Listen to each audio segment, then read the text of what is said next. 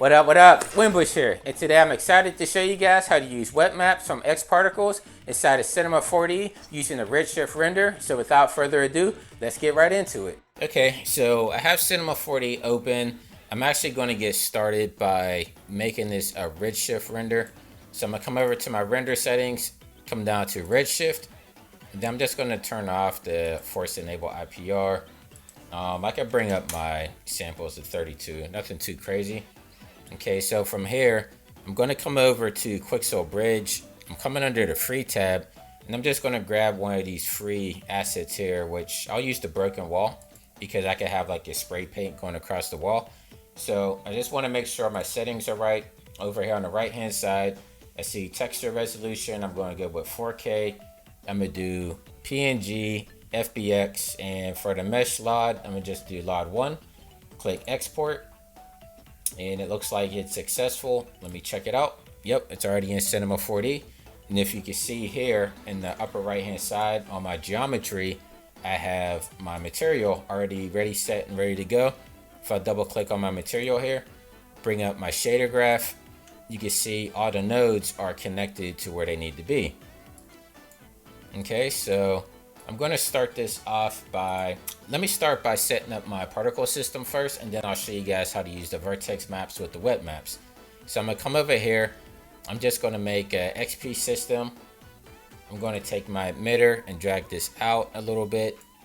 And actually, let me get to my object, and then I'm going to make this a -Z so that my particles will be shooting towards the wall. And actually, I can make this wall a little bit bigger. So if I come over to my coordinates, let's say like 8 by 8 by 8, somewhere around there is pretty good. And I can bring my emitter up. And let's drag this over to the side here. Because what I'm initially going to do is I'm going to have my particle emitter spray from one side to the next. So over there is pretty good. Now let's set up my particle emitter. So if I come over to emissions, let's set my speed for like, let's say 300. Move this out here a little bit. And then I'm just going to vary it up a little bit, say like 30. And then I'm going to bring my radius down to 1.5 so that the radius around the particles are a little bit smaller. And then everything else I'm just going to keep at default for this, this tutorial here. Okay, so I think everything there is looking pretty good. If I spray it out, you can see we have a good healthy amount of particles there. Actually, let me add a little bit of gravity to it so we get some falling down there. So I'm going to XP gravity. Let's click play. You can see we're getting a good amount of particles colliding with the wall here. I can actually turn down the gravity a little bit, maybe like to 500. Let me click play again. There we go. So we're going to do something like that. And now I'm going to animate my particle emitter along the x-axis. So let's do an even number here and do 310. I'm going to make a keyframe here at the beginning. And then I'm actually going to, let me make this timeline around 200 frames. So we get a good amount of particles that will spray out. And then I'm going to go all the way to the end. And now I'm going to drag this all the way over to my right. And I want to make sure that I have it dragged over just enough to hit the wall here. So around -245, looks like it's right there. So I'm going to add another keyframe. Now if I click play, you can see we have some particles hitting our wall. And actually it's spraying all up top. So let me move this back a tad bit maybe. Now let me click play again. There we go. So something like that should be good. So now let's set up our vertex system. So I'm going to come over to my geometry here. And then I'm going to make this into, I'm going to go into polygon mode so that I can see all my polygons here. And then from here, I want to go up to select. In my upper left hand corner, you go up to select. Then you come down to set vertex weight.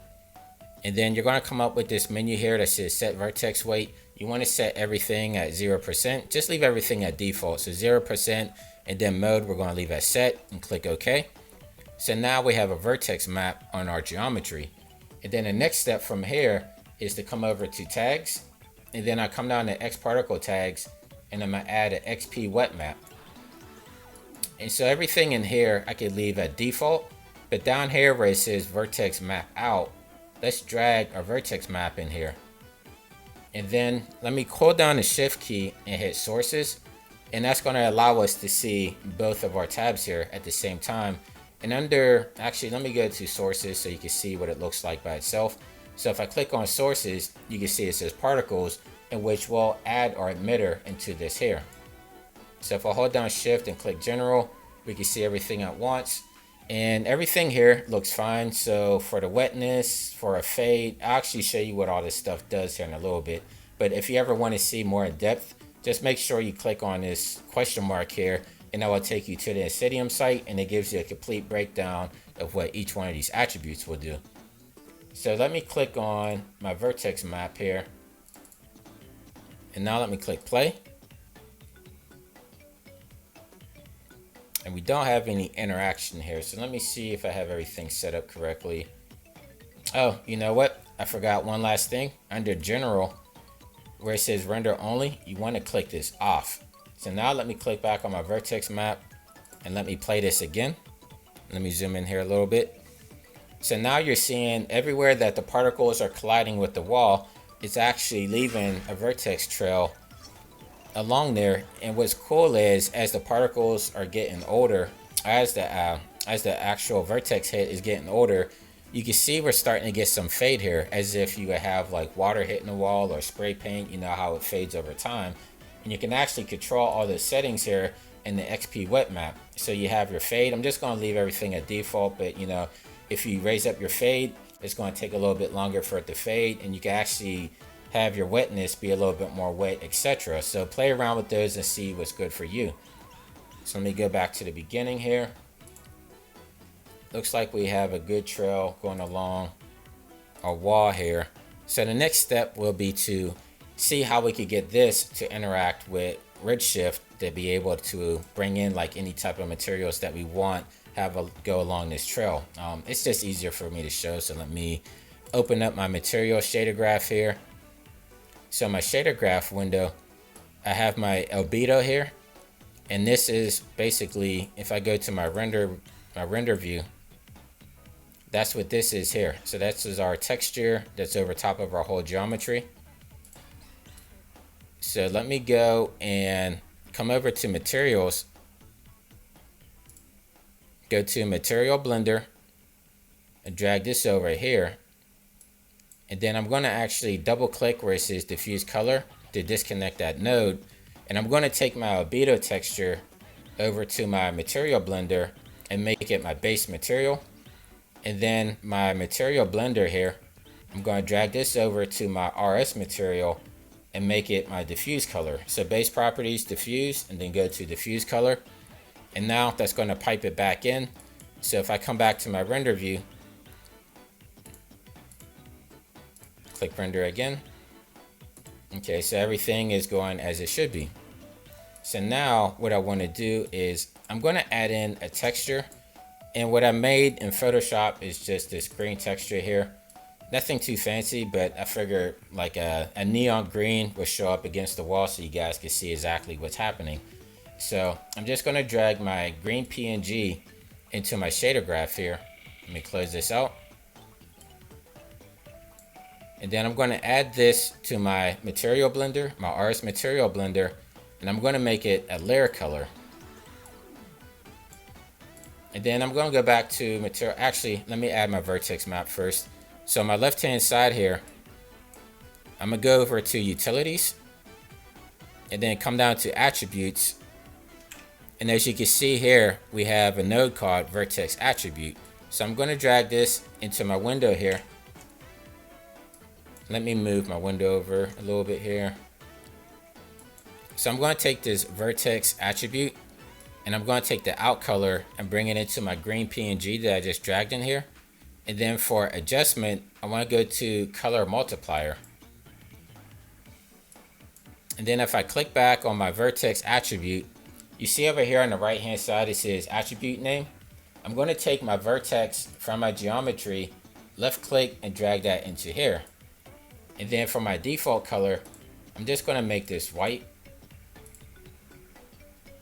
And then let me drag these over here a little bit so they're not overlapping.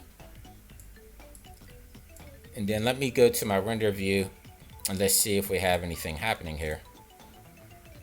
So I click play, we don't see anything happening. So let me go back to make sure my materials are set up correctly. Yeah, blend color. So if I go over to my material blender, I come over to blend color and I want to make this white as well. And as you can see here, up in our window in the upper left hand corner, it made our material completely green. And what we want to do is we want to click on additive, and that's going to blend it in a little bit better. So you can see whenever I clicked on that, it made it a little bit lighter. And actually, let me turn it off and show you what it looks like rendered without the additive. So this is without additive.